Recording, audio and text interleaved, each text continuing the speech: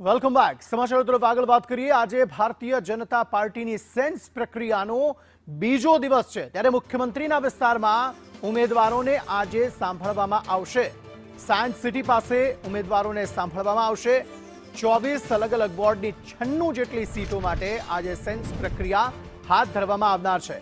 ગઈકાલે 24 વોર્ડની સેન્સ પ્રક્રિયા પૂર્ણ કરી લેવાઈ છે અને વધેલા અમદાવાદના જે 24 વોર્ડ છે તેની 96 સીટો માટે આજે સેન્સ પ્રક્રિયા હાથ ધરવામાં આવનાર છે. 7 નિરીક્ષકોની ટીમ દ્વારા આ સેન્સ પ્રક્રિયા હાથ ધરવામાં આવશે.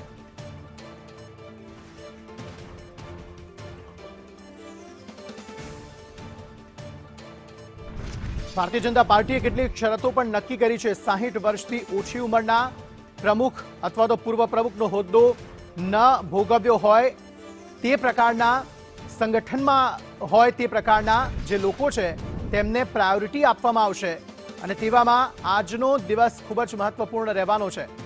અમદાવાદની જે 24 વોર્ડની 96 બેઠકો છે તેના માટે આજે સેન્સ પ્રક્રિયા હાથ ધરવામાં આવી રહી છે.